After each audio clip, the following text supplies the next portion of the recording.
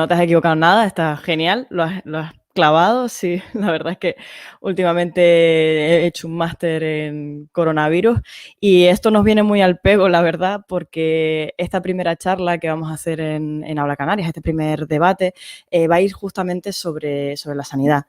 Em, Como sabemos, la sanidad es un valor fundamental para el bienestar individual y del colectivo, ¿no? En España siempre nos hemos pavoneado de que teníamos la mejor sanidad de todos, ¿no? De todo el mundo. Lo que siempre nos colocaba entre los países con una población más longeva y normalmente más sana. Pero claro, tras la crisis económica, todos esos cimientos que habíamos formado y que eran muy gruesos empezaron a desmoronarse y se han ido demacrando. Y después, tras 10 años de continuos recortes y de sufrimiento e injusticias, la sanidad ahora mismo está muy lejos de ser lo que fue en su día. Y eso lo hemos visto justamente con la COVID, porque nos ha puesto en las cuerdas con el servicio público, de este servicio público. Eh, y en Canarias, concretamente, la sanidad pública ha sido considerada durante años la peor de todas, porque estábamos a la cola de las listas de espera, nuestros trabajadores llevan años sin poder tener una estabilidad, concretamente desde 2007, eso ha abocado a que muchos hayan tenido que irse, ¿no? A que no sean los más buenos los que se quedan, porque prefieren tener unas oportunidades laborales mejores en otros lados. La situación además se ha visto empeorada por la COVID, como con todo. Y hoy tenemos que preguntarnos cómo esa merma del sistema de salud puede estar afectando a los jóvenes. Una generación que además viene arrastrando una crisis económica brutal y que probablemente tenga que enfrentarse a otras muchas crisis a lo largo de su vida.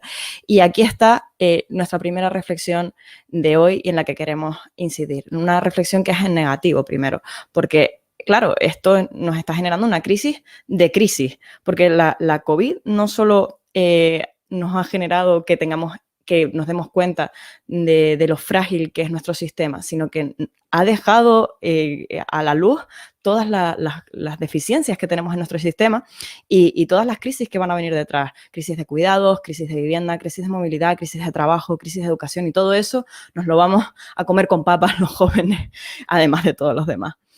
Pero la COVID no solo ha sido mala, también ha tenido sus cosas buenas y sobre todo nos ha demostrado que podemos apoyarnos y estar todos juntos y hacer visible lo que hasta ahora era invisible. Eh, a raíz de esto han surgido muchas redes de apoyo comunitarias. Hemos visto, por ejemplo, una red de cuidados muy grandes durante el confinamiento, de gente que iba a entregar compras, que entregaba los medicamentos, gente que lo hacía de manera voluntaria y además, por ejemplo, ha habido iniciativas como Nadie sin Comer en La Palma, es decir, nos hemos vuelto, durante un periodo de tiempo al menos, hemos visto que podemos estar para los demás y podemos estar todos juntos y caminar de la mano, aunque eso la verdad es que hasta ahora no sé cómo seguiremos, todos pensábamos que seguiríamos así y de momento pues parece que fue algo puntual. Y por último tenemos que hacer una reflexión, ya que estamos en este espacio de diálogo de juventud, sobre lo que hemos hecho nosotros como jóvenes durante esta segunda ola. ¿Hemos contribuido realmente a la expansión de la segunda ola? ¿Ha sido por falta de compromiso? Los datos amparan que ha sido la segunda ola ha sido provocada por los jóvenes. Entonces, ¿ha sido una inconsciencia o qué ha sido? ¿Ha sido irresponsabilidad o es una cosa puntual de unos pocos? Pues hoy lo vamos a debatir con las personas que nos acompañan hoy en este espacio. Bueno, tenemos hoy con nosotros al doctor Javier Padilla, que es médico de familia y autor de ¿A quién vamos a dejar morir? Y de Epidemiocracia. Aquí lo tenemos. Hola, Javier. Él es muy conocedor del sistema de salud español y me gusta mucho porque siempre remarca el papel de la política en esto de la salud y la importancia que tiene, ¿no? La política, dado que si se toman buenas decisiones, la salud puede estar muy bien y si se toman malas, pues puede estar peor. Buenos días, Javier. Buenos días, ¿qué tal? También nos acompaña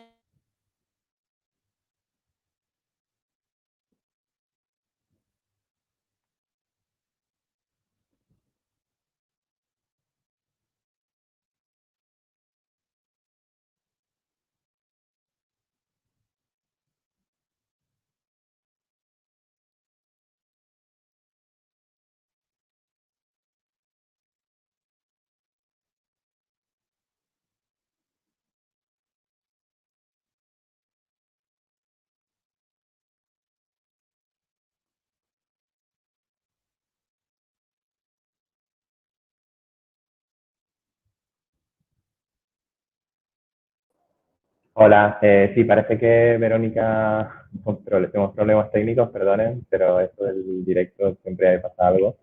Perdona Javier y el resto de ponentes, vamos a intentar reconectar con Verónica.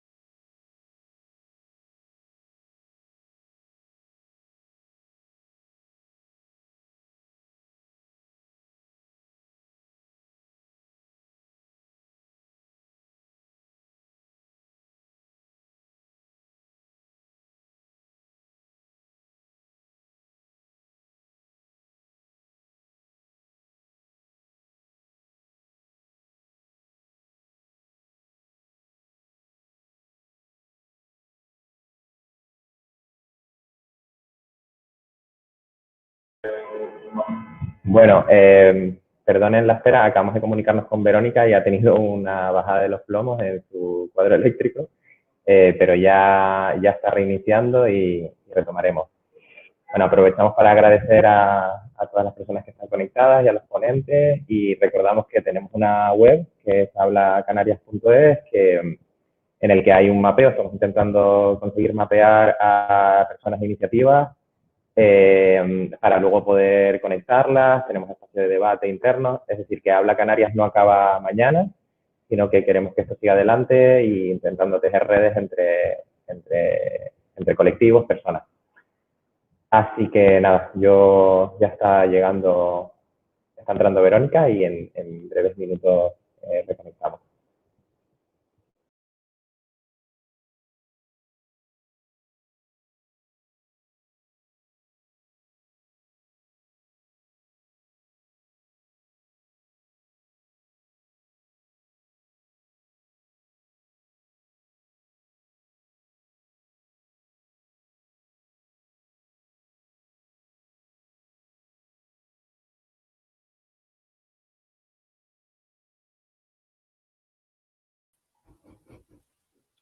Bueno, aquí estoy de nuevo. Un pequeño fallo técnico de que la luz ha ido y ha vuelto. Bueno, en fin, como iba diciendo, teníamos a Javier, también tenemos a Sara Marrero, que es doctora en Ciencias de la Salud y licenciada en Biología por la Universidad de La Laguna. Ella conoce perfectamente la precariedad que hay con los jóvenes y probablemente tendrá a bien mostrarnos otros puntos de vista muy importantes, tanto con la sanidad y la COVID, como es la importancia de la ciencia. Buenos días, Sara. Buenos días para ustedes en Canarias, buenas noches para mí desde Australia. Bueno, y contamos también con el doctor Luis de Benito, que desde su puesto en el Hospital del Escorial en Madrid, además uno de los más afectados por esta pandemia en Madrid, ha conocido de primera mano, yo creo que esa desolación que puede causar la pandemia a causa del actual frágil sistema sanitario español, así que yo lo saludo aquí. Buenos días, Luis Miguel. Buenos días, Verónica, y a todos. Aquí estamos para hablar de lo que queráis, vamos. Y por último contamos con Aroa Prieto, que es médico de familia en el Servicio Canario de Salud, es graduada en Medicina por la Universidad de La Laguna y también especialista en Medicina Familiar y Comunitaria. Además está cursando el máster de urgencias en atención primaria, así que también conocerá mucho esos entresijos del sistema de salud en Canarias y podremos hablar también de todo esto y de cómo está afectando al sistema. Así que bienvenida también, Aroa. Muchas gracias, buenos días. Bueno, yo les quería directamente empezar con la primera reflexión que estaba diciendo al principio, ¿no? Lo de los jóvenes. Los jóvenes se han culpado bastante, se les ha puesto la pelota sobre el tejado, sobre todo durante esta segunda ola de COVID. ¿Ustedes por qué creen que ha sido? ¿Por desidia? ¿Porque no ha llegado bien el mensaje a los jóvenes? ¿Un poco porque hemos estado pensando que somos inmortales? ¿Somos todos? ¿Solo son unos casos puntuales? ¿Qué piensan? ¿Quién quiere empezar? ¿Javier, por ejemplo? Mira, Luis Miguel, venga. Yo quiero pensar que en primavera hubo una crisis importante con mucha afectación en los hospitales, por lo menos en Madrid. Ya sabéis que la afectación ha sido bastante desigual en toda España y sigue siéndolo bastante desigual. Pero yo quiero romper una lanza, no por llegarme a la juventud, a mi terreno, pero yo creo que aquí culpabilizar a la gente del rebrote, que yo no lo llamo segunda ola, es una salpicadura, porque no hay datos, no hay chicha como para hablar de un rebrote. O sea, no hay tanta afectación como se dice en los medios de comunicación. Y culpabilizar a la gente de conductas, es cierto que no está bien amontonarse, es cierto que no está bien ir a donde hay mucha gente porque aumentan los riesgos de contagio, pero también aumentan los riesgos de contagio en el metro o en el autobús, en la guagua. Claro que aumentan. Cuando te tienes que juntar, es mejor estar al aire libre. Pero esto de culpabilizar a la gente de un rebrote, que no hay rebrote, y culpabilizar a la gente, a mí no me acaba de gustar. Hay que concienciarse de que es muy importante vivir con un cierto distanciamiento, pues porque evidentemente no solo se pega el coronavirus, se pegan hasta los piojos. O sea, hay que decir que el estar juntos hace que nos podamos contagiar, pero también hay que relacionarse con la gente. Entonces, esa es mi opinión. Sí, por ejemplo, Aroa, ¿qué piensas sobre esto? Yo realmente me parece... Yo como me identifico como formar parte de la juventud y de la juventud canaria, de la cual me encuentro muy orgullosa, no me gusta, cuando se abren estos debates, en primer lugar, ni nunca me gusta generalizar, ni nunca me gusta buscar culpables. Creo que lo más importante es buscar maneras de solucionar los problemas, ¿no? Creo que es una evidencia que han ocurrido situaciones en las cuales se le ha dado muchísimo bombo a nivel informativo, que denuncio profundamente y no estoy nada de acuerdo, pero yo no me siento identificada con ese sector o ese grupo puntual de población. Y lo que yo vivo en mi consulta y lo que vivo con la gente que me rodea y tal, la juventud canaria, por lo que yo veo, está siendo muy responsable y está siendo muy concienciada con la población y con la situación actual del COVID, ¿vale? No me siento nada identificada con esas noticias puntuales. Es verdad que, como es bien sabido por todo el mundo, los focos principales de contagio, pues al fin y al cabo, son reuniones familiares, reuniones de amigos o zonas de ocio, donde se acumula un grupo determinado de personas. Y por el simple hecho de las características del ritmo de vida que llevamos los jóvenes, quien más frecuenta esas zonas, pues simplemente va implícito en nuestro rango de edad, ¿no? Y también los jóvenes se conciencian mucho de limitar un poco el contacto con la población mayor por miedo, ¿no? Yo tengo mucha gente, tanto de mi consulta que me cuenta, como gente, como amigos o con gente que me rodea, que hace muchísimo tiempo que no le da un beso a su abuelo o que no le da un abrazo a su tío mayor, ¿vale? Y al final, esa manera también de actuar de esa forma, pues también hace que los resultados a nivel estadístico de los contagios estén más focalizados en ese rango de edad, ¿vale? Pero para nada estoy de acuerdo con esa estigmatización y creo que es algo puntual y algo que no se debería generalizar. Igual nos podría haber pasado a cualquier otro, cualquier otro grupo de edad, ¿no? Creo que lo que yo pienso desde mi más humilde opinión es que es algo más por probabilidad, ¿vale? Porque por el ritmo de vida que va implícito en las reuniones, en salir a la calle, en estar más tiempo fuera, en movernos, en buscar, que porque seamos irresponsables, ¿vale? Yo creo que va implícito en el ritmo de vida que conforme la vida evoluciona, si cogemos cuánta gente hay más haciendo esto, son más jóvenes, pero porque son los focos donde la más gente se reúne, pero no porque seamos irresponsables. Yo para nada estoy de acuerdo con eso y para nada me siento identificada y no es lo que vivo ni en mi consulta ni en la calle, así que yo totalmente condeno eso porque creo que lo que realmente se vende son cosas muy puntuales y muy sensacionalistas que venden muchísimo y que totalmente no comparto y denuncio también. ¿Qué opinas sobre esto, Javier? Yo creo que para buscar las causas, digamos, de por qué la distribución de casos de COVID ahora está más centrada en población joven, hay dos aspectos, ¿no? Por un lado, cuando se inició la pandemia, se hizo una especie de construcción del otro que señalaba a las personas mayores como las personas de mayor vulnerabilidad clínica. Eso ha hecho que en el momento de pasar ese primer momento, la población mayor, digamos, haya restringido de forma muy importante sus contactos sociales. De forma que la distribución ahora en población joven, una de las partes que tiene es que lo que hay es una inversión de los casos relativos, ¿no? La población mayor tiene mucho menos casos porque está cuidándose mucho más y porque entre todos, además, estamos cuidando de forma mucho más importante a la población mayor, ¿no? Luego, no hay que olvidarse de que vivimos en un país en el cual hay un modelo de ocio muy determinado que favorece un tipo de encuentros muy determinados. En muchas ocasiones, además, vehiculizados por el alcohol, vehiculizados por lugares de ocio cerrado, masivo, etcétera, etcétera, y que eso puede favorecer la generación de lo que se denominan eventos supercontagiadores, ¿no? Eventos que cumplen unas características concretas que pueden hacer que haya una mayor difusión del virus. Lo que ocurre es que señalar a la juventud siempre en clave negativa, cuando nunca la señalamos para ocuparnos de cuáles son sus problemas reales, me parece que cojea por todos los lados, ¿no? No puede ser que señalamos a la juventud como es que el ocio de los jóvenes tiene mayor capacidad de propagar el virus, pero no señalamos a la juventud como es que llevamos décadas sin prestar atención a la capacidad del acceso de la juventud a la vivienda, al hecho de que se vean en el centro de una triple crisis económica, sanitaria, económica, en la cual hay gente que sus primeros 10 años de juventud van a pasar totalmente con una limitación de sus oportunidades importante, etcétera, etcétera, ¿no?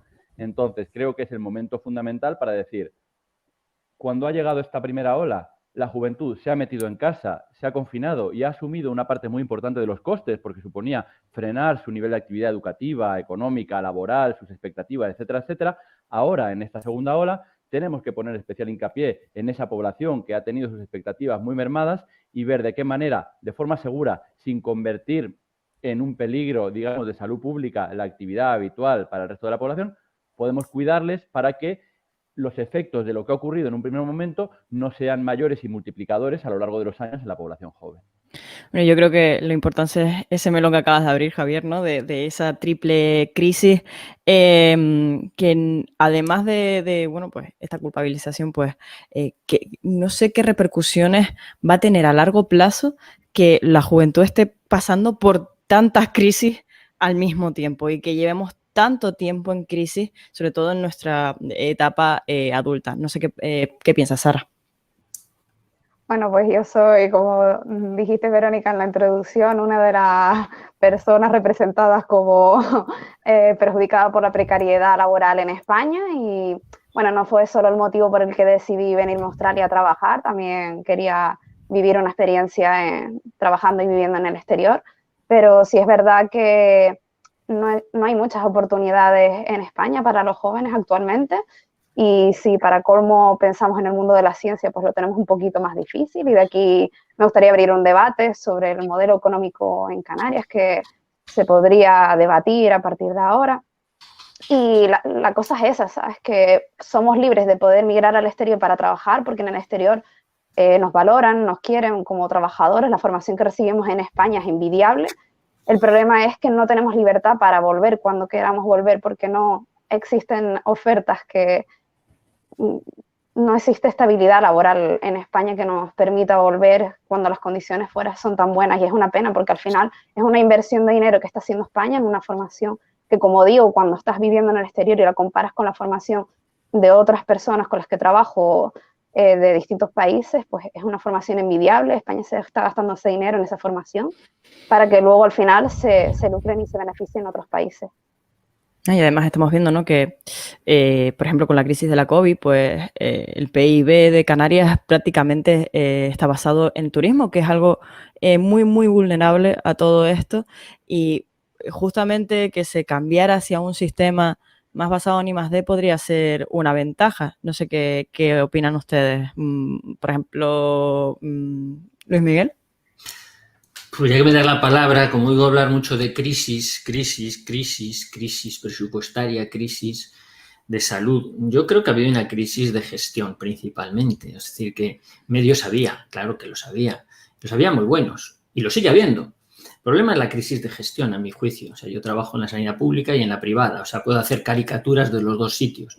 Y claro, cuando oigo hablar de que más presupuesto para sanidad, más presupuesto, más contratación, pues es cierto que los médicos siempre hemos tenido una estabilidad laboral pésima, pésima. No ha habido profesionales en la sanidad peor retribuidos que los sanitarios y con unos contratos más basura, etcétera, etcétera. Eso es mejor ni hablar. Por supuesto que la situación es así, pero por encima de eso hay que saber que por lo menos el 30% del presupuesto sanitario se asigna a tecnologías ineficientes y otro 30% se va en gastos de gestión. Es decir, pedir más presupuesto para gestionar lo peor es para ser más manirrotos. O sea, yo estoy de acuerdo. O sea, todo el mundo cuando dice más médicos, más medios, más, ¿para qué? ¿Para mangonear más?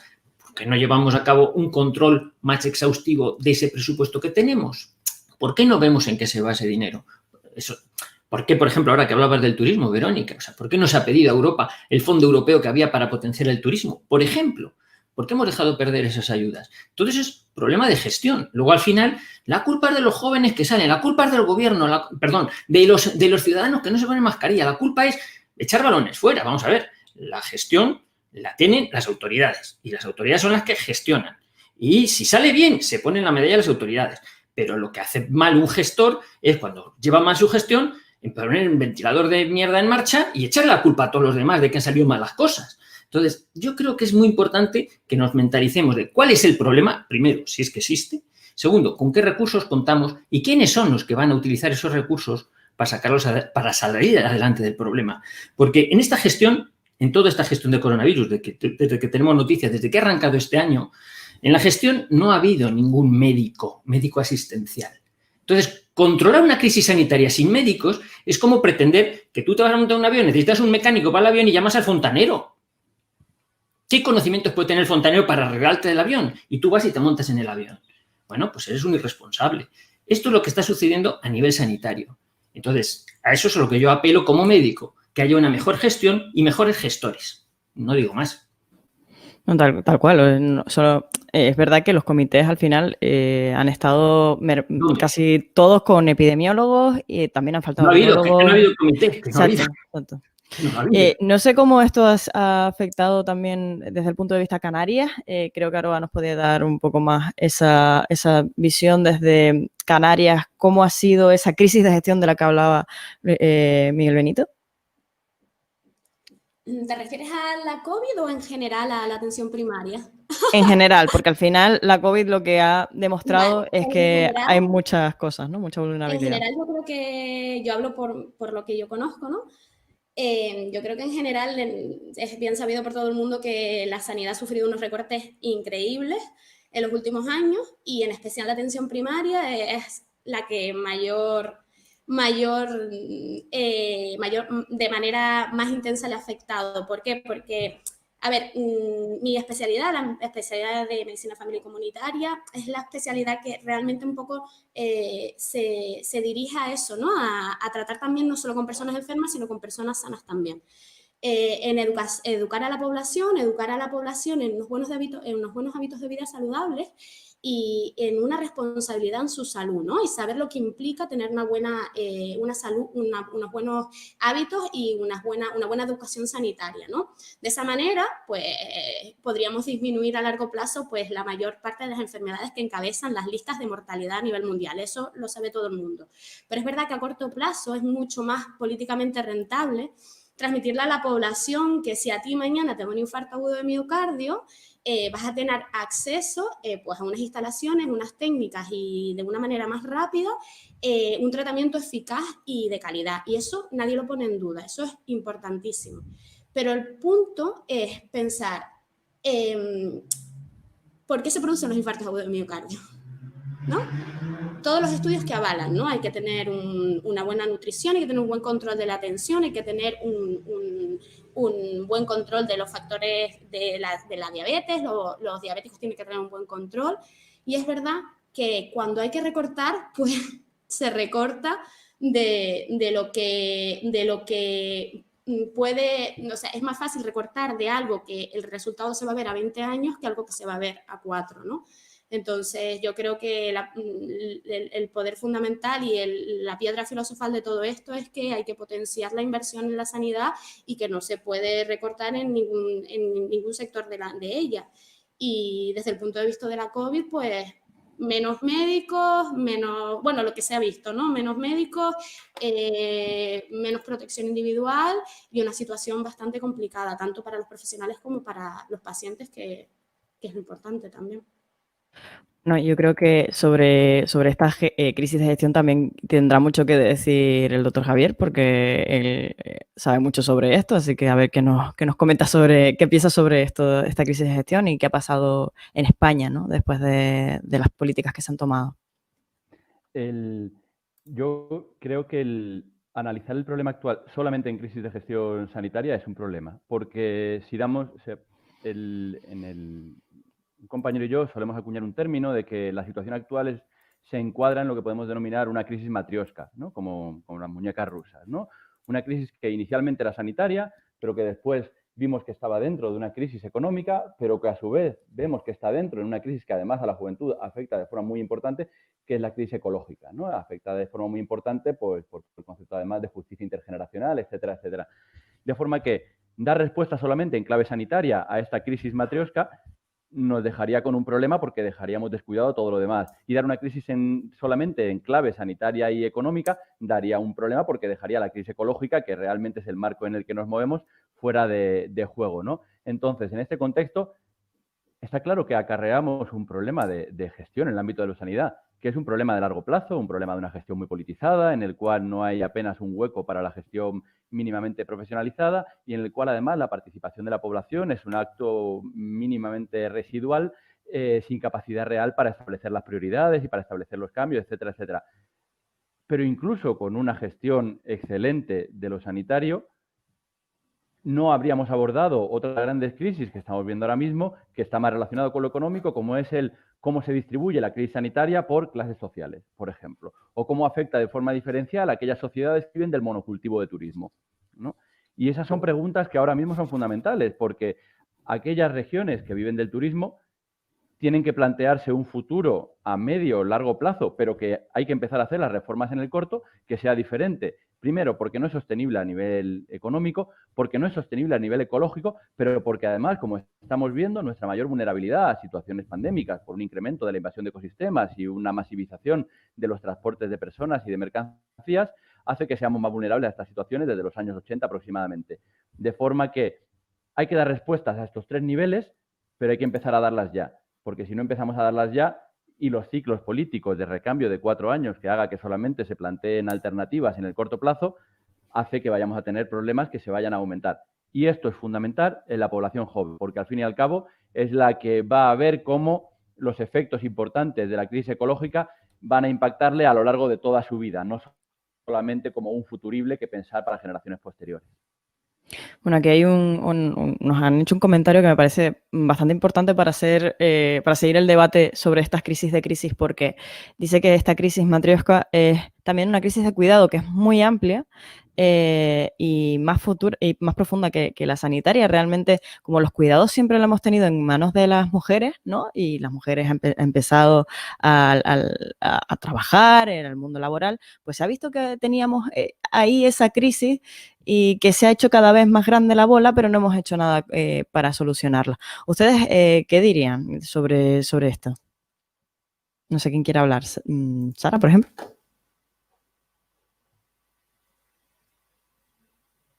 Tienes el micro apagado. Ahora. Vale. La pregunta es sobre los recortes y la gestión, o sobre la participación actual de la mujer en el yo mundo creo laboral. Que sobre todo, ¿no? Porque al final que la mujer se haya ido al mundo laboral, ¿no? Donde no estaba antes, ¿no? No se ha rellenado ese espacio, ¿no? Desde la administración pública, ese espacio que antes cubrían las mujeres de manera voluntaria, ahora no lo está cubriendo nadie y está generando una crisis mayor, que es esa crisis de cuidado. Totalmente, y ahora, por ejemplo, también se presenta el problema de que las mujeres antes pues se ocupaban de la familia, de los niños en el hogar, y ahora pues con el caso de la pandemia es un problema porque tanto si la madre como el padre están trabajando, pues al final son los abuelos los que se ocupan del cuidado de los hijos, de los menores, y tal y como se estaba hablando antes, la diseminación de la pandemia ahora está centrada como en la población juvenil, y para colmo acaban de empezar otra vez a asistir los niños a los colegios, y predomina en este sector una diseminación de la enfermedad con menos sintomatología que en el caso de las personas mayores. Entonces muchas veces incluso pasa desapercibida si no se hace una prueba. Entonces es un peligro que sí, que al final las personas mayores se estén ocupando de los menores, y al final haya esa transmisión del virus que vaya al sector más vulnerable de la población. Gracias. ¿Qué opinas tú, Javier, que eres el que lanzó un poco esta crisis matrioska? Sí, totalmente de acuerdo y con el comentario de la cometa de la introducción de la crisis de cuidados. Cuando planteo al hablar de... ¿no? Porque se habla, en muchas ocasiones dice, bueno, pero de la crisis vamos a salir mejores. Y es como, bueno, mira, de una crisis que solamente nos ha traído muerte y pobreza, difícilmente vamos a salir mejores. Otra cosa es que se abra un escenario de cambio en el cual algunas de las cosas que se han ido trabajando previamente pueden cristalizarse, ¿no? A ese respecto, sí que solemos, digamos, plantear como, digamos, un nuevo derecho fundamental con múltiples significados que alude un poco a esta construcción de crisis matrioska, de crisis múltiple, ¿no? Que sería el derecho a respirar.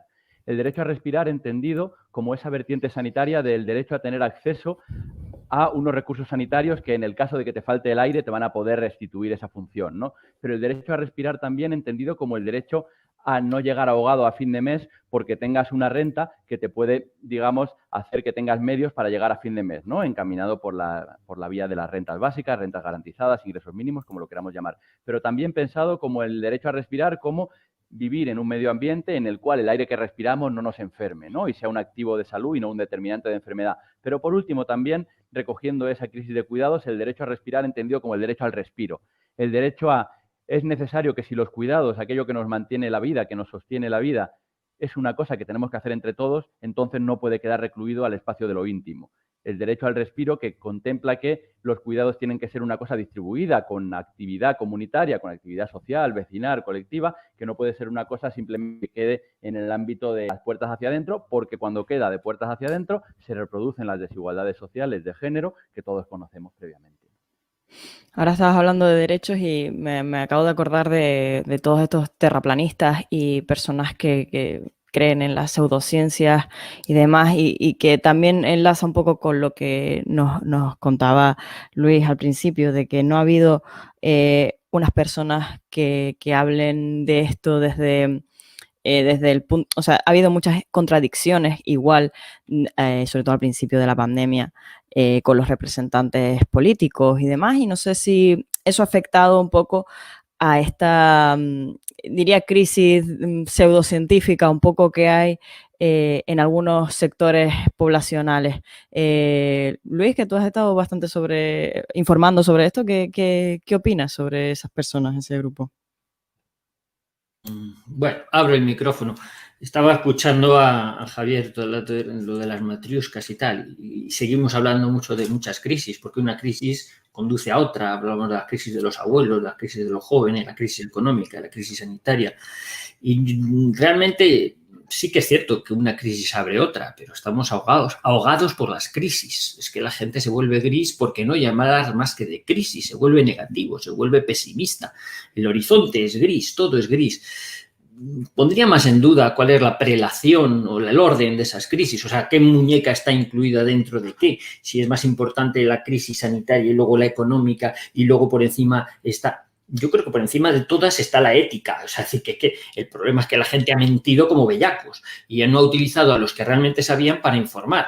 Entonces, ahí ha habido una desinformación muy grande. La desinformación ha contribuido al miedo que te ha hecho pues aislarte de lo que no te tenías que aislar y dejar de aislarte de lo que sí tenías que aislarte. Es decir, la desinformación conduce al miedo. Y, lógicamente, crisis. Claro, los que estamos viendo pacientes todos los días, yo ahora no veo pacientes con coronavirus, pero veo docenas de pacientes con miedo al coronavirus. Claro, esa es la transformación social que hemos sufrido. Decía Aroa antes, claro, que sí que hay que hacer medicina preventiva, pero es que llevamos 5 meses o 6 mirando solo al coronavirus. Y esa tarea preventiva de la que habla, que me encanta, de hablar de la prevención de los infartos miocardio, control de la diabetes, las hiperlipemias, todo esto, el tabaquismo, pues ha abandonado. Y tenemos 5 o 6 meses de lista de espera. Pacientes que han seguido evolucionando, y esa es la verdadera crisis sanitaria que en estos momentos ahoga los hospitales y que nos va a ahogar y que la que nos tiene, perdón por la palabra, acojonados a los médicos. El problema no es el rebrote de un coronavirus que está muerto. El problema es que hemos dejado de ver durante 6 meses patología que se ha ido acumulando y esos son los pacientes que están pidiendo atención médica y que están muy enfadados. Entonces, claro, hemos gestionado muy mal los recursos.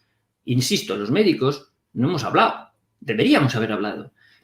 Las autoridades sanitarias no nos lo han dicho, no nos lo han permitido. No nos han preguntado, pero es que nosotros, nuestras asociaciones, nuestros colegios médicos, la organización médica colegial, tampoco ha dicho nada.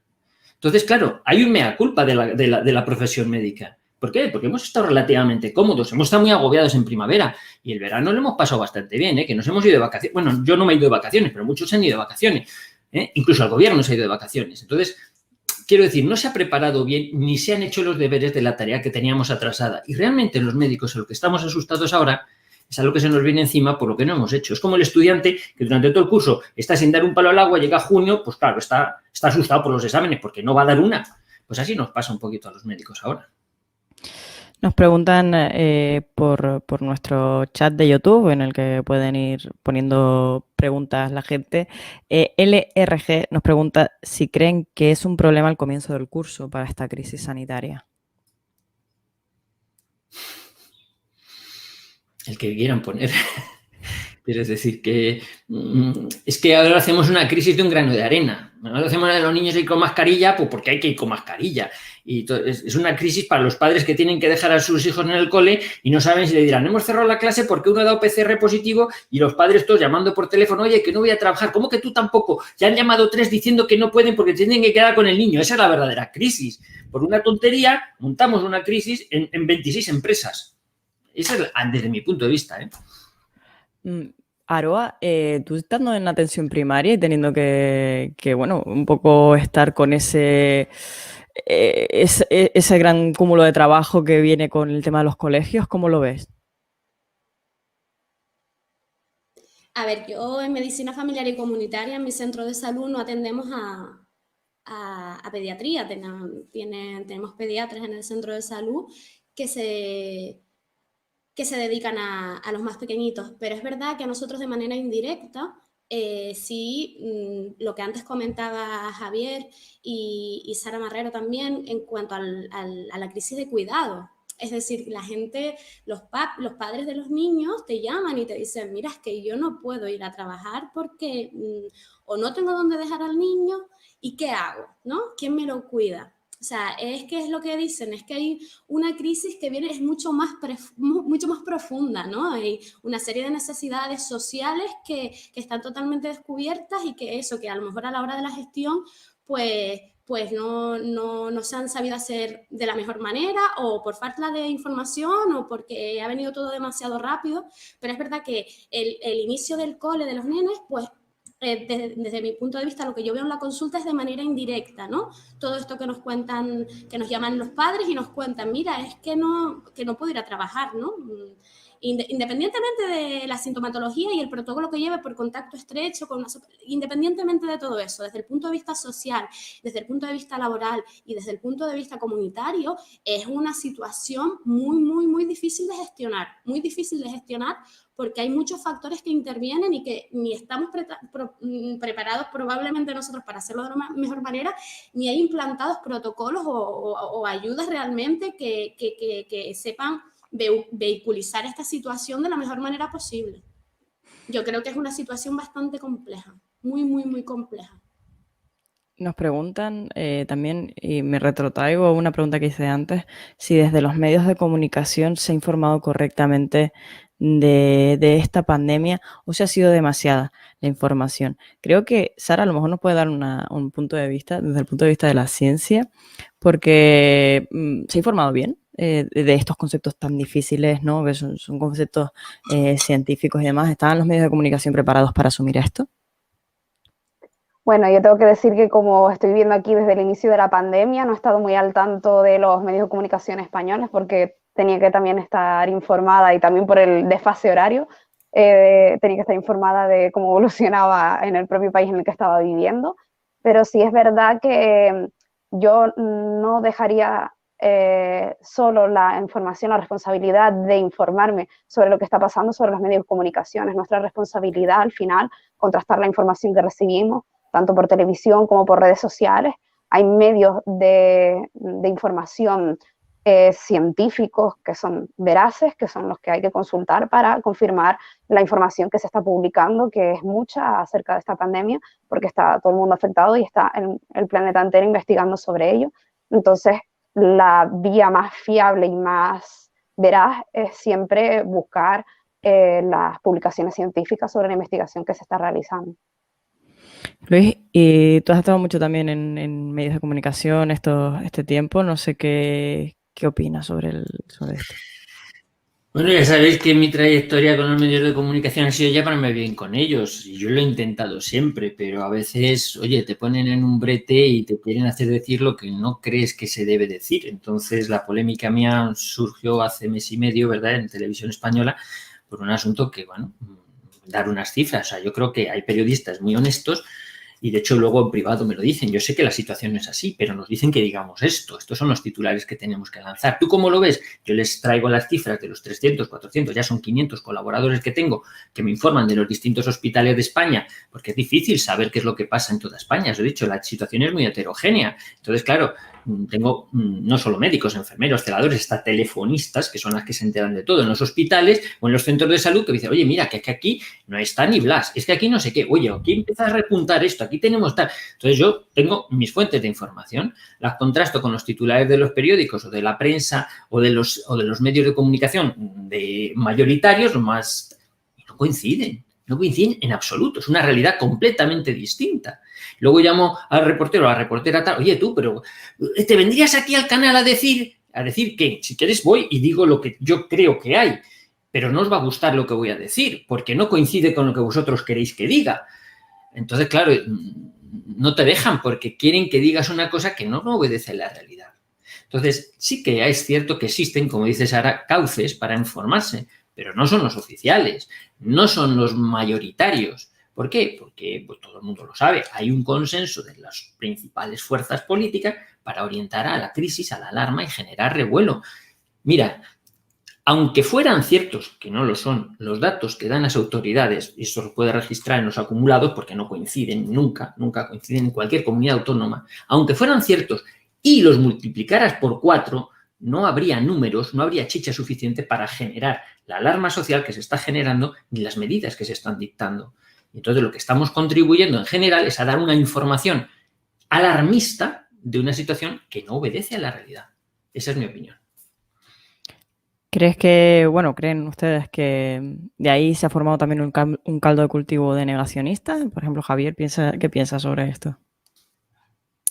Yo creo que el generalizar medios de comunicación es como generalizar los jóvenes, decíamos antes, ¿no? O sea, que yo creo que hay que diferenciar entre lo que son los medios de comunicación y lo que pretenden dar información y aquellos que lo que están metidos es dentro del entorno de la sociedad del espectáculo, ¿no? Entonces, intentar comunicar situaciones como la actual dentro del marco de la sociedad del espectáculo, pues entonces realmente acaba convirtiendo la situación en el propio caldo que acaba perpetuando un poco, o sea, es decir, el programa de Ana Rosa necesita de la situación actual para que el programa de Ana Rosa mañana siga pudiendo hablar de la situación actual en los términos en los que lo hace, ¿no?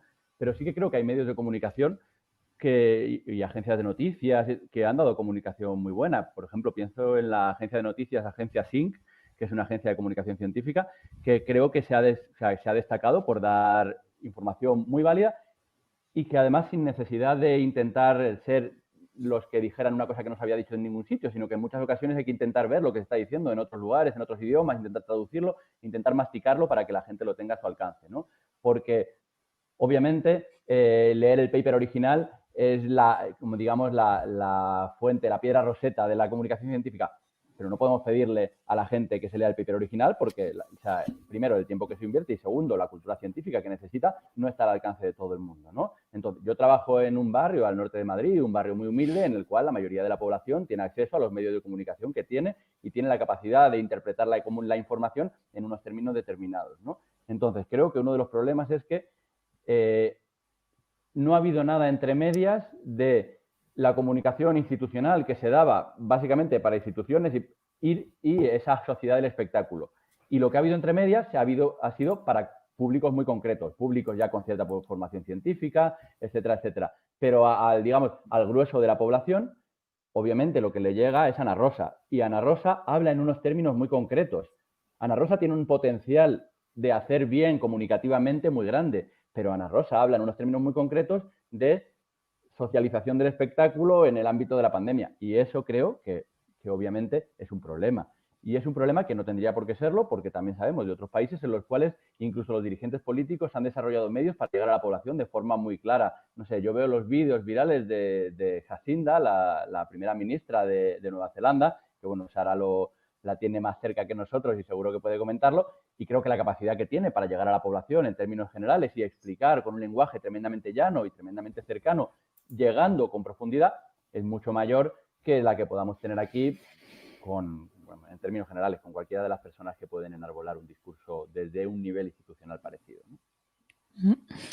¿Tú crees que, por ejemplo, Sara, porque antes lo dejabas caer, ¿no? Y ahora lo ha hablado Javier también, el tema de llegar que la ciudadanía vaya directamente a los papers. Yo no sé lo que tú piensas, pero yo opino que la población no está suficientemente, no tiene suficientemente formación como para leer un paper y entenderlo, y que se necesitan perfiles específicos de divulgación y comunicación científica que rebajen el nivel y lo expliquen.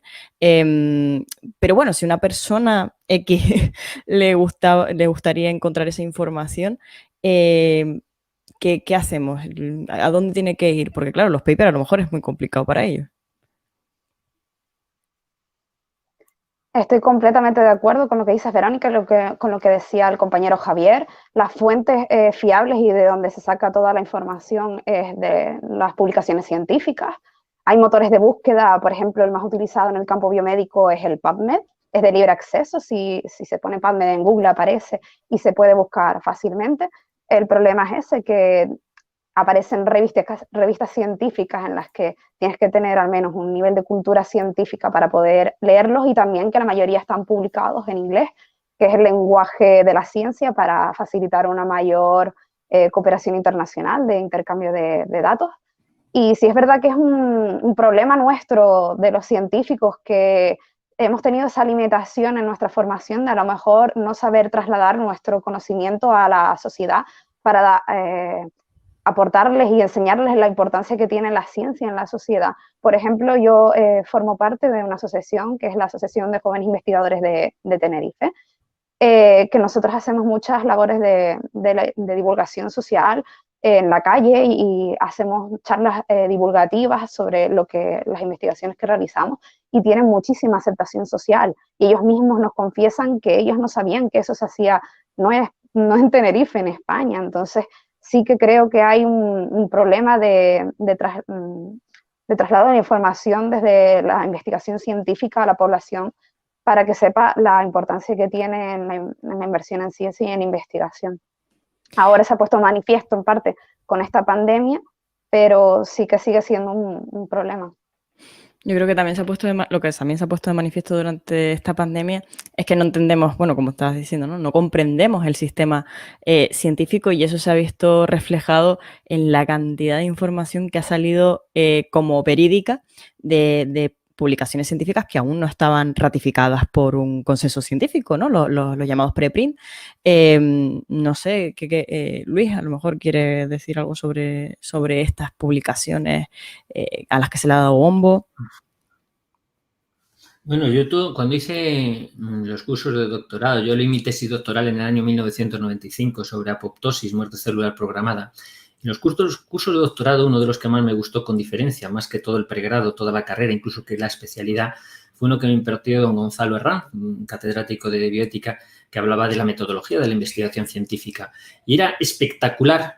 Por entonces estaba surgiendo la colaboración Cochrane y hablaba, pues, eso de hacer un análisis de los papers, de todos los artículos que se publican. Claro, decía, el 75% de lo que se publicaba tenía errores metodológicos, ya incluso en el tratamiento estadístico de los datos. Pero ya donde ni siquiera la colaboración Cochrane llega es a saber si los datos que estás manejando estadísticamente son o no son ciertos, te lo estás inventando o no.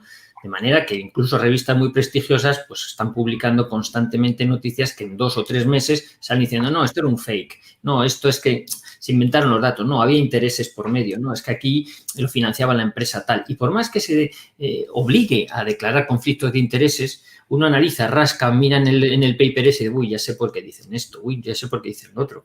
Claro, hace falta mucho más allá que saber inglés y mucho más allá que saber medicina, saber desgranar qué está diciendo ese paper y si realmente es vinculante o no, si el estudio está bien hecho, si tiene un número suficiente de pacientes, si el método estadístico que emplea es correcto, si no está sumando peras y manzanas y haciendo una media, etcétera, etcétera.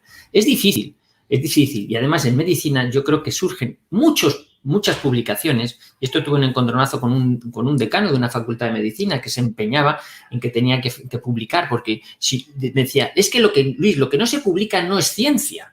Y yo le decía, Pedro, pero también mucho de lo que se publica no es ciencia. Entonces, cuando uno va a publicar algo tiene que pensar, y esto me lo dijo don Gonzalo Herranz, ¿estoy aportando algo realmente importante a la ciencia con esto que estoy diciendo? ¿O lo estoy publicando para tener un punto más en el currículum? Porque estoy diciendo basura o cosas de poca importancia. No te digo ya si me estoy inventando los datos. Bueno, pues hay muchos intereses por medio en la investigación científica también y salen, no te digo nada con respecto a las vacunas. Yo ahí ya ni entro. Pero quiero decir que hay que tener mucho cuidado y eso se traslada luego en un titular que lee la prensa, esa intermedia de la que hablabais, gente que ya dice, bueno, voy a leer este titular porque esto es una publicación pseudomédica pero de alcance divulgativo. Y entonces lees titular como si el 75% de la población española estaría dispuesta a ponerse la vacuna del COVID. Y tú, joder, pues debo coincidir yo con el 25% que no se la quiere poner. Entonces, titulares que están amañados. Así de simple. Entonces, si no tienes un poquito de cultura para saber analizar y ver qué es lo que hay detrás, pues claro, te vas a creer lo que leas y lo que te quieran decir. De alguien te tienes que fiar.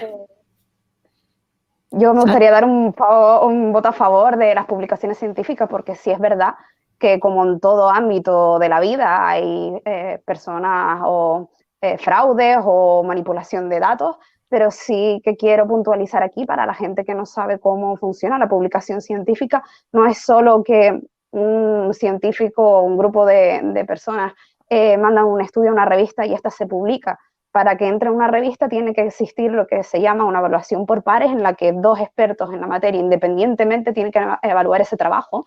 Entonces, si existen incongruencias o experimentos en los que existe algún tipo de dato o falta algún control, antes de publicarlo en esa revista van a pedir esa información. Entonces, como digo, 2 personas independientemente tienen que analizar esa publicación antes de publicarla en una revista. Y además, en toda publicación científica y además de, como comentaba el compañero Luis, un apartado en el que debería de figurar el conflicto de intereses, en el que si ha habido una financiación con algún interés sobre ese estudio, debería figurar, pero además también hay un apartado en todas las publicaciones que es el material y métodos, que es la forma en la que tú has hecho esos experimentos. De esa forma, tiene que ser reproducible. Si yo estoy haciendo un experimento aquí en Australia y lo publico en una revista, tengo que poner todos los materiales que he utilizado, los tiempos de incubación, todo lo que he hecho a mínimo detalle para que si una persona en España quiere repetirlo y le dé el mismo resultado, lo puede hacer con todo el material. Por poner un ejemplo, si yo estoy en Tenerife y sé la receta de un quesillo que me sale buenísimo y luego lo quiero hacer aquí, a lo mejor me sale la duda de si a lo mejor me sale bueno o no, porque los materiales aquí, la leche, todo es distinto, ¿no? Y digo, bueno, pues a lo mejor aquí con los ingredientes que tengo aquí no son los mismos que en España, no me va a quedar igual de bueno. Pero es que eso no pasa en ciencia, porque en ciencia hay que especificar todo en el material y métodos para que yo al final, si tengo aquí los mismos ingredientes que tengo en Tenerife, el quesillo me debería quedar exactamente igual.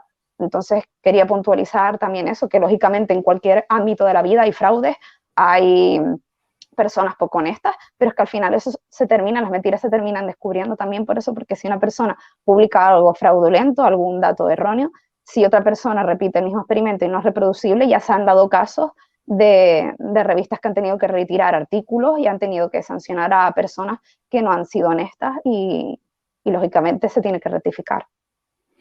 Javier, creo que querías decir algo al respecto. Sí, bueno, este debate, digamos, aborda dos de los problemas de la ciencia actual, uno de largo plazo y uno que se nos ha colado aquí entre medias, ¿no? Uno de largo plazo es la denominada crisis de la reproducibilidad, ¿no? Que es de lo que está hablando ahora Sara. La reproducibilidad de los experimentos, de los estudios, en términos generales, es un valor fundamental de la ciencia, pero cada vez hay más voces que dicen que este mecanismo de publicación se llama publish or perish, ¿no? El publica o perece, que hace que la carrera científica de muchos investigadores viva en torno al paper y no en torno a la investigación. Una de las cosas que favorece es la publicación de investigaciones en las cuales no sabemos si son reproducibles. Y eso se monta en una situación actual en la cual, en el marco del COVID, de una infección que conocíamos de tan solo hace unos meses, empieza a publicarse un montón de literatura. Literatura que no da tiempo, por los ritmos que tiene la publicación científica, a que se publique tan rápido como para que se pueda ir incorporando. Entonces se empieza a publicar en lo que se llama mecanismo de preprint, es decir, antes de que nadie la revise. Se publica ahí y los medios de comunicación la convierten en cierta en forma de titulares. Pero la convierten en cierta en forma de titulares, pero 2 meses después no vuelven a mirar si ese paper publicado en forma de preprint se ha publicado, revisado por alguien y además qué tipo de estándares científicos ha tenido que cumplir. De forma que se generan falsas expectativas de curación, de prevención, de lo que sea, que posteriormente no se ven refrendadas. Esto no sirve para oponerse a la ciencia, esto sirve para mejorarla. Esto sirve para decirnos, tenemos que conseguir mecanismos en los cuales los investigadores no vivan en torno a la necesidad de publicar un paper, sino a la necesidad de generar conocimiento válido que además se traslade a la población para mejorar el tratamiento en un caso concreto. Y en este momento eso es un problema de la ciencia que tenemos que mejorar. Totalmente de acuerdo. Yo que estoy viviendo ahora mismo en el extranjero, pues, y he vivido en España, totalmente de acuerdo. Cuando la inversión en ciencia es limitada, como es en el caso de España, y hay una presión por publicar para recibir más fondos para poder investigar, al final terminan habiendo más fraudes que si hubiese más abundancia de fondos para investigar. Entonces, cuando hay mucha competencia entre grupos por recibir dinero para investigación y al final el dinero viene por número de publicaciones científicas, pues lógicamente con esa presión al final se terminan cometiendo fraudes, que entonces hay que ver dónde está el origen del problema y es la limitación en la inversión en ciencia en nuestro país. Creo que Luis quería tomar la palabra. El micro, Luis. Ahora. Solo una puntualización. Es que Sara está en un territorio que es muy noble investigando. Es donde la cuna de Warren y Marshall, los del Helicobacter pylori, o sea, hay gente muy honesta, pero sabemos que hay publicaciones que bueno, no sé, vosotros supongo que os habrán llamado diciendo, oye, si usted me da 600 euros, le publico un capítulo de un libro que vamos a editar o le publicamos su artículo. O sea, publicaciones que hay que tú pagas para que te lo publiquen y ya está, nadie te lo va a contrastar. Entonces eso lo cuentan también, pues que está nuestra publicación que es de pago, pues usted paga, se lo editamos y ya lo cuenta como un paper para su currículum y para que le den becas y esas cosas. Es verdad, la revisión por pares teóricamente es uno de los mecanismos de control, pero incluso esos se saltan, como dice la colaboración Cochrane, porque claro, si te inventas unos datos de gente, por ejemplo, he hecho una muestra, un estudio con 30 pacientes, que es poco, pues lo multiplico por 2. Digo que en vez de 30 lo he hecho con 60. Es muy difícil muchas veces probar eso, porque ya el error metodológico te lo pueden analizar, pero error sobre los datos que tú dices que has recabado, ahí muchas veces es difícil llegar. Por eso digo que hay que ser cauto a la hora de evaluar eso. Por supuesto que así es como avanza la ciencia, pero hay que saber cribar bastante todos los papers. Bueno, yo no sé, de los que leo, el 90% leo un poco y los tiro, porque solo el 10% encuentro que hay una cierta utilidad. Nada más. Claro. Aroa quería, creo que también hacer algún apunte sobre esto. El micro, Aroa.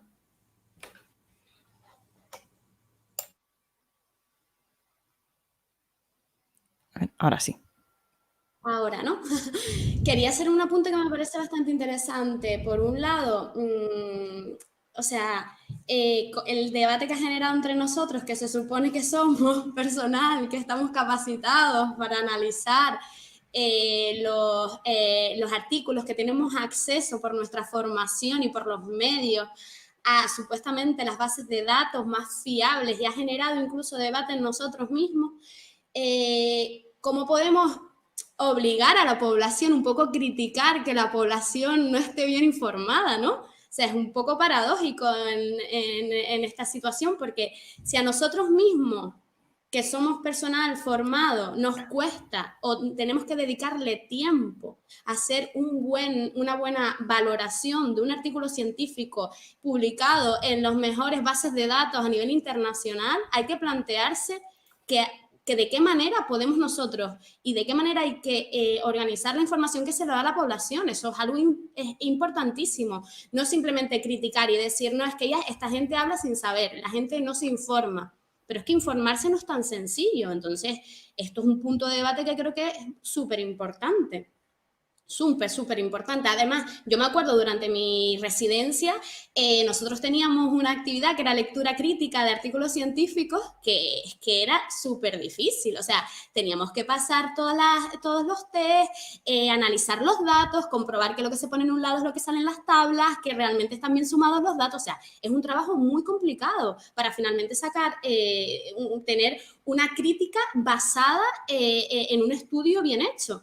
Entonces, hay que plantearse realmente que es importantísimo y que las organizaciones y el gobierno o la gestión o la educación, tanto sanitaria como de la juventud, desde el punto de vista científico, hay que mejorarla porque tiene que ser una información accesible y veraz.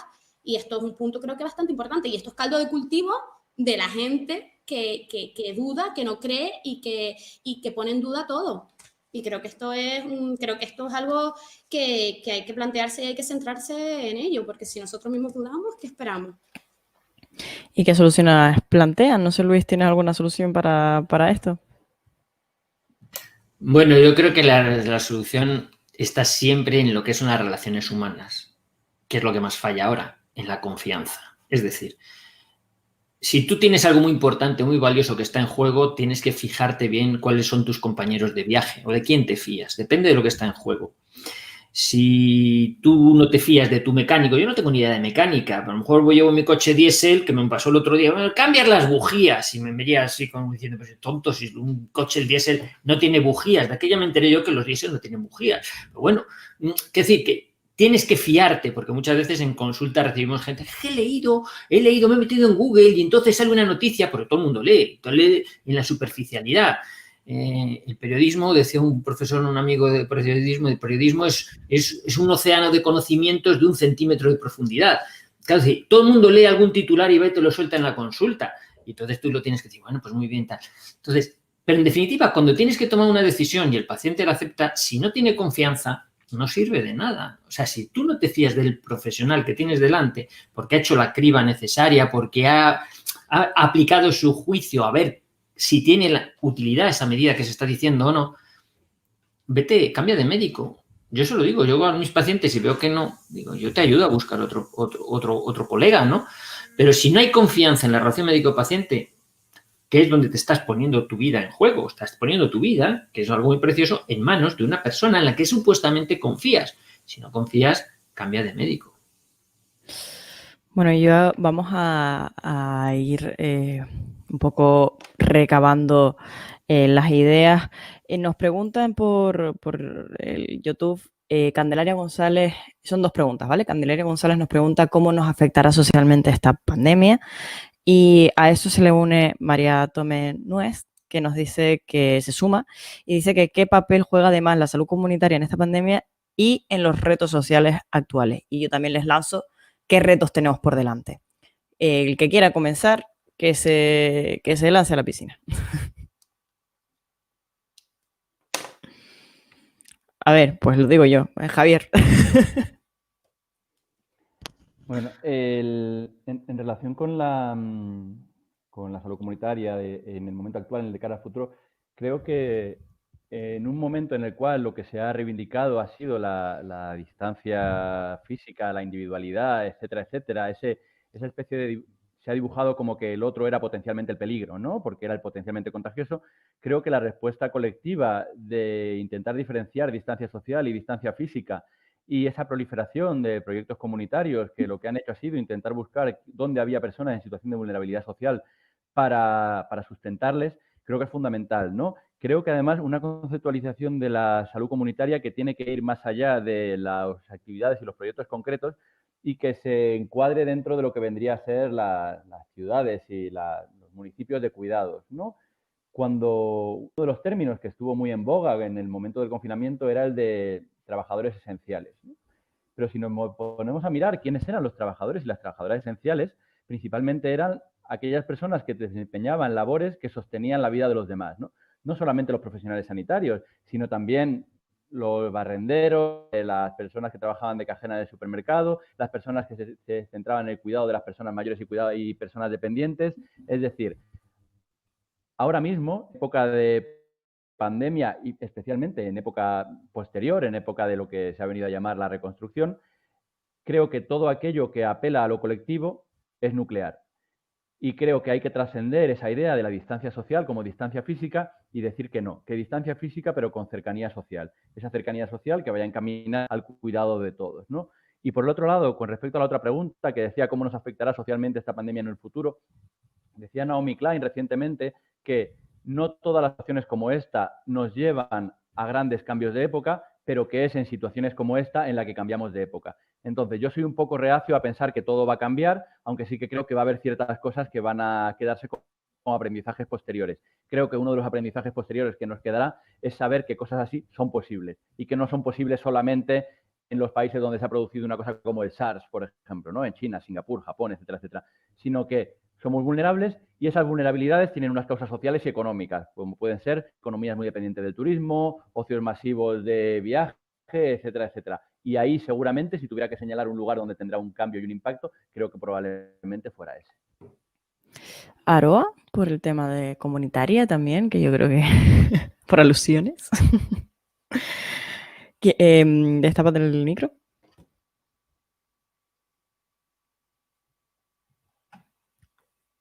A ver, Aroa, el micro. Ahora dice. Ay, sí, perdona. Te referías a cómo crees que esto va a influir en nuestra Sí. vida, ¿no? Desde el punto de vista comunitario, el cambio. Yo creo que, sinceramente, creo que el cambio se va a ver un poco más a largo. O sea, lo que a mí me gustaría es que la gente fuera consciente de que somos vulnerables y que tenemos que cuidar nuestra salud, ¿vale? Porque la gente muchas veces vive un poco con sentimiento también ¿sabes? De impunidad, ¿no? En cuanto a todo lo que nos rodea. Yo creo que es importante darle la importancia que tiene a la sanidad, que no volverá a pasar por lo mismo, aprender de lo que nos ha pasado, que parece que no, mucha gente critica la segunda ola y no hemos aprendido nada, ¿no? Creo que eso tampoco puede pasar y creo que desde el punto de vista comunitario se han visto muchas cosas que no iban bien, desde el punto de vista social, los apoyos, los tipos de vida, cómo vive mucha gente, y creo que eso nos ha servido también, por un lado, por ver cómo la gente se puede unir para, como antes indicabas tú en la introducción, de preocupar por la comunidad, de preocuparnos por salir a traerle comida a los abuelitos para que no salieran a la calle. Todo eso es algo muy positivo y que hemos visto, y que realmente había gente ya que incluso había perdido, ¿no? Como la confianza en el ser humano, por así decirlo, y eso son cosas muy bonitas, pero la parte más negativa es de ver la carencia de cómo se ha visto el sistema sanitario saturadísimo, y creo que espero que el cambio sea evitar que esto vuelva a pasar y ver también lo importante que es mantener la salud y la educación sanitaria de la población fuerte. Creo que es lo más importante. Luis, ¿qué reflexión nos hace sobre esto? Yo, con la misma vehemencia que pienso que la pandemia de coronavirus está muerta, con la misma vehemencia, digo, afirmo que va a venir otra. Es decir, que el experimento social ha sido un éxito y dentro de poco va a haber otra pandemia.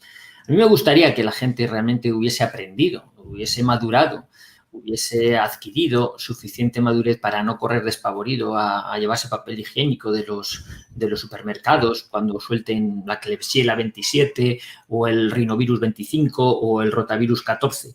Da lo mismo, porque volverá a haber otra pandemia. El experimento social, insisto, ha sido un éxito y se va a volver a repetir. O sea, volveremos a estar confinados, volveremos a tener sustos y sobresaltos de esta índole, con gérmenes que no sabremos muy bien qué grado de patogenia van a tener y de letalidad. Nos volverán a asustar, volveremos a estar asustados, pero es que da la impresión de que fruto de esta pandemia, la mayor parte de la gente ha descubierto los microbios. Se ha dado cuenta de que hay virus y hay bacterias. Los acaba de descubrir en pleno siglo XXI. Y los ha demonizado, claro. Evidentemente, el virus, igual que idolatra las vacunas, pues demoniza los microbios. Los microbios son necesarios para que el ser humano viva. Un ser humano sin microbios no puede vivir, no es un organismo vivo. Todos hablamos de la microbiota, hablamos de gérmenes. Educarse un poquito en quitarse esa bichofobia que nos ha generado todo esto sería interesante, porque hay algunos que ya vienen a la consulta con las manos despellejadas de tanto lavárselas y de tanto hidrogel, ¿no?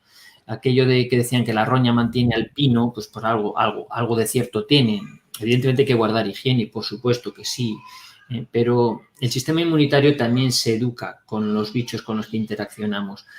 Creo que la experiencia o la utilidad que puede haber tenido todo esto que ya hemos vivido este año tendría que hacer reflexionar a la gente primero que los bichos existen antes que el ser humano. Los microbios existen y cuando la raza humana haya desaparecido seguirá. O sea, eso del coronavirus ha venido para quedarse, pues seguramente el coronavirus ya estaba con los dinosaurios, ¿no? Es decir, que son absurdos. Hay que aprender a convivir con ellos, hay que llevarse bien, hay que tener las antenas puestas para ver cuándo realmente está evolucionando a una situación en la que hay que confinarse, porque lo requiere la situación sanitaria, pero el resto hay que aprender a vivir y vivir sin miedo. Esa es la clave, porque si va a vivir atemorizado el resto de su vida, a algunos le traen más cuenta de desaparecer ya. ¿Y Sara? ¿Algo que tengas que decir sobre los retos del futuro? Sí, en relación con lo que están diciendo los compañeros, yo creo que en un mundo globalizado como en el que estamos viviendo actualmente, pues esto va a ser más común de lo que esperamos, incluso también en lo que afecta al medio ambiente, que supongo que eso lo hablarán los compañeros en las charlas de medio ambiente. El mundo globalizado en el que vivimos, pues hace que una epidemia que surge en un país al final se termina expandiendo a nivel mundial, y yo la reflexión que quiero hacer es que al final la dependencia que tenemos en el turismo hace que esa globalización seamos dependientes de esos ingresos que vienen por el turismo. Por ejemplo, en Australia tienen las fronteras cerradas al resto del mundo, no esperan la visita de turismo hasta que se resuelva la pandemia. Entonces, yo quiero hacer una reflexión sobre el modelo económico de Canarias, en el que al final tiene una dependencia muy grande del sector turístico. Y como digo, en un mundo globalizado como en el que estamos, pues al final estas cosas no van a afectar. Entonces, me gustaría hacer una reflexión sobre el modelo económico que estamos siguiendo para debatir y poder llevarlo a otros campos. Hay otra preguntita por aquí, por YouTube. Nos pregunta Rubén Marrero, ¿cómo se mantiene la salud de las personas fuertes? No sé si alguno quiere tirar la piedra y responderla, Rubén. Mira, de toda la vida había como una especie de decálogo, ¿no? Muy relacionado con el hace ejercicio, come bien, etcétera, etcétera, ¿no? A mí me gusta mucho, desde el marco de los determinantes sociales de salud, se hizo una especie de readaptación de ese marco en el que venía a decir que las mejores formas de estar sano era no ser pobre, tener una vivienda bien ventilada, tener un trabajo que no fuera precario, tener una familia y unos amigos que les dieran a uno la capacidad de ocio, del cariño y del entorno social, vivir en una sociedad que fuera justa, no muy desigual y con capacidad que todo el mundo accediera a los puestos de representación, etcétera, etcétera, ¿no? Entonces, para tener una mejor salud está claro que hay un ámbito individual muy relacionado con los hábitos de vida, con la alimentación, el ejercicio, etcétera, etcétera, pero creo que también hay un ámbito de lucha por la mejora de las condiciones colectivas que en situaciones como la actual a lo mejor merece la pena gastar un minuto en reivindicarlo, porque lo otro creo que por términos generales ya lo sabemos. Bueno, vamos a ir finalizando este debate, que la verdad es que ha estado muy, muy interesante, pero me gustaría que hicieran todos durante un minutito, si es que les voy a pedir que sea un minuto cada uno, una reflexión final, que lo vamos a llamar Minuto Verde Violeta. Vamos a empezar, bueno, a lo mejor por como los tengo en la pantalla, Luis, Aroa, Sara y Javier, y acabamos ahí. Así que Luis, por favor, una reflexión final. Mi reflexión final es que a veces las apariencias no son lo que parecen, no es la realidad. En este sentido, pues mira, ya que está Sara ahí por ahí, pues una isla muy grande como es Australia, que es más grande que toda Europa, pues mira, en toda Australia no tienen un pico tan alto como el Teide, que Tenerife es más pequeño. Quiero decir que a veces no hace falta una gran extensión para tener una gran superficie. Y por eso las noticias de calado a veces no son de tanto calado y las verdaderas no se les da tanto relieve. ¿Aroa? ¿El micro? Dale. Disculpa, siempre me pasa lo mismo. Pues Dale. yo lo que diría principalmente es, en mi minuto de oro, pues sobre todo no tener miedo. El miedo yo creo que al final genera una ansiedad y una desconfianza brutal, y creo que lo más importante es ser responsable con nuestra salud, tomar las medidas que precisen en cada momento y confiar y tener confianza en que todo esto va a salir bien, pero necesitamos ser responsables con nuestra salud. Eso es lo más importante de todo, ¿vale? Y que en atención primaria pues estamos aquí para ayudarlos. Muy bien. ¿Y Sara, qué quieres decir? Bueno, pues yo como científica del debate quiero tirar para mi terreno y quiero repetir lo que ya he comentado durante el debate. Quiero reclamar que lo que siempre ha reclamado el colectivo científico en España, una mayor inversión en ciencia, pero más ahora con la evolución de esta pandemia se tiene que hacer patente la importancia de la inversión en ciencia en nuestro país para no estar dependiendo de otros países para las curas o las vacunas que desarrollan otros países. Nosotros tenemos un buen potencial y muchísimo personal formado con dinero en nuestro país, entonces que al final se están beneficiando otros países de esa formación. Yo reclamo una mayor inversión en investigación en nuestro país y un modelo económico alternativo en Canarias que nos permita evolucionar y ser mejores en ciencia en nuestro país. Bueno, y vamos a cerrar ya con Javier y a ver qué nos dejas. Javier, otra reflexión. Nada, un poco en sintonía con lo comentado previamente, ¿no? Yo creo que hay dos enseñanzas claras que sacar de ahora y aplicarlas de ahora y al futuro, que por un lado enfatizar que es la hora del cuidado, que esa centralización del ámbito de lo sanitario como lo curativo tiene que trascenderse y caminar hacia lo sociosanitario como aquello que tiene capacidad para mejorar la vida de la gente, de los más vulnerables, especialmente con el cuidado. Y por otro lado, que en todas las políticas que pensemos de cara a futuro y en las restricciones que podamos pensar de cara a futuro, tenemos que tener siempre en el centro la necesidad de proteger entre todos a la población más vulnerable, ¿no? No puede volver a ocurrir lo que ya ocurrió en su momento con las personas mayores, no puede volver a ocurrir el tener encerrados a los niños durante 50 días en sus casas sin que nadie se acuerde de ellos ni en una rueda de prensa, no puede volver a ocurrir eso. Esa centralidad de la vulnerabilidad social debe ser fundamental a la hora de pensar qué medidas y qué restricciones nos impondremos de cara a futuro. Pues muchísimas gracias a los cuatro por haber estado en este debate de Habla Canarias. Ha sido, la verdad es que muy interesante. Espero que a la gente también le haya parecido igual de interesante que me ha parecido a mí. Espero que les deseo mucha suerte, sobre todo a los médicos que tienen que seguir con esta pandemia ahí, también a Sara, porque la ciencia es súper fundamental en todo esto y les vamos a necesitar. Así que muchas gracias por haber estado aquí. Y ahora vamos a dar paso, mientras ellos van saliendo ahora, a ver si nos lo quitan. Hola, adiós. Bueno, vamos a dar paso también a Laura Fuentes, que es la directora general de Juventud del Gobierno de Canarias, a ver si nos habla un poco de cómo ha visto todo esto. Hola, Laura, ¿cómo estás? A ver, abre el micro para oírte. Buenas, ¿qué tal? ¿Cómo has visto todo esto? Buenas tardes ya. Bueno, pues más mira, o menos. Muy interesante, ¿eh? O sea, la verdad que parece mentira, ¿no? Pero escuchar de repente reflexiones así a corazón abierto, a pecho descubierto, como diría yo, ¿no? De cosas que pues más de una vez acabas pensando, pero bueno, intentas decir, bueno, yo no tengo ni idea de tantas cosas, ¿no? No soy especialista en temas científicos, no soy especialista en una pandemia, ¿no? Porque creo que todos hemos odiado en esta época de pandemia tan rara a todos los epidemiólogos que han ido saliendo así, que han sido, sabes, que nadie ha pasado por la carrera, pero todo el mundo sabía y decía lo que quería, ¿no? Porque no estaba fundamentado en ningún conocimiento muchas veces, ¿no? Y o por lo menos yo intento escapar de eso, ¿no? Intento decir, bueno, pues entiendo que quienes están al mando o quienes deberían estar al mando deben ser gente que controlen, ¿no? Es verdad que no en todos los casos pasa, y lo hemos visto.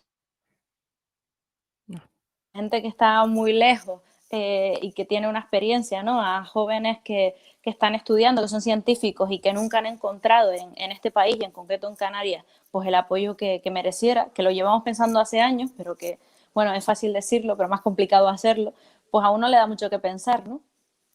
Sí, y mire, ¿y cómo crees que este tipo de eventos como Habla Canarias impactan en la sociedad canaria? Pues yo creo que hay que ser humildes en ese sentido. Este tipo de proyectos que son muy sociales, muy de reflexionar, muy de debate, que lo que aspiran es un poco a crear esa conciencia, ¿no? Y a generar ese debate social que no esté instalado solamente en redes sociales, en Twitter, que sea con bronca, ¿no? Sino sea un tema pues diverso, de incluir diversas opiniones, multidisciplinar.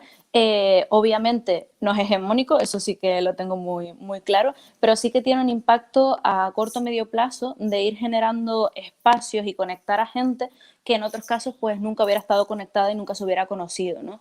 Aunque escuchen 10 minutos de una sola cosa que les interese de los diferentes debates que va a haber a lo largo de hoy, de esta tarde, de mañana, creo que para mí es suficiente, ¿no? Porque es verdad que en los medios de comunicación y en las redes sociales a veces es muy difícil, y en concreto para la gente joven más, encontrar un espacio de debate donde escuchen diferentes opiniones más o menos contrastadas, que a ti te sirvan de guía para saber qué opinas o qué no, o cuál es la verdad o cuál no, o incluso dónde puedes hallar más información y quiénes son expertos o expertas en esos temas, ¿no? Creo que eso es el gran reto de hoy, y eso es lo que aspiramos un poco a hacer con algo como esto, ¿no? Y los jóvenes se lo agradecemos porque muchas veces necesitamos toda esa información también. Oye, ¿qué otro tipo de acciones podríamos hacer en esta línea para enfrentarnos a todas las problemáticas y que vamos a encuadrar en este Habla Canarias? Bueno, yo la verdad que a mí lo que me gustaría es que esto tuviera como una segunda parte, como quien dice, mucho más práctica y también mucho más presencial, ¿no? Y de calle, que pandemia mediante, veremos si es posible, ¿no? Seguir generando este tipo de debates, pero como empezó la idea inicial, ¿no? De Habla Laguna, que era en el centro de la laguna, en las calles, en los barrios de la laguna, hacer estos debates presenciales, pues a mí me gustaría poder llevar algo así por toda Canarias, porque creo que visibilizar esos espacios de debate en las propias calles de las islas es esencial. También creo que de todo esto que va a surgir hoy van a salir conexiones que igual después llevan a la práctica pequeños proyectos, ¿no? A lo mejor muchos más chiquititos, pero que también pueden ser potentes, ¿no? Incluso de unir cosas como salud y medio ambiente, que obviamente pues es transversal, o videojuegos y salud, que obviamente los videojuegos se pueden usar para cualquier cosa. Entonces, igual lo que tenemos que ir es más hacia la mezcla, ¿no? Una cosa que nos dio cuenta, igual, aunque a algunos ya se lo ha olvidado, en la pandemia, que es que somos indispensables unos para los otros, que solas no conseguimos nada, que nos necesitamos unas a otras, pues igual en esto, en los temas, en las materias, ¿no? También lo somos, y muchas veces, pues a lo mejor, si un montón de jóvenes no van a aprender nada del tema sanitario, igual hay que llevar lo sanitario a los videojuegos para que también lo aprendan, ¿no? A lo mejor ahí tenemos que innovar un poquito. Por supuesto, las nuevas redes, la nueva tecnología es esenciales para todo esto. Pues Laura, muchas gracias por atendernos este ratito, gracias por estar aquí y por contarnos esto. Te despedimos. Laura es la directora general de Juventud del Gobierno de Canarias y bueno, espero que te quedes por aquí viendo. Por aquí nos quedamos. Muchísimas gracias. Muchas gracias a ti.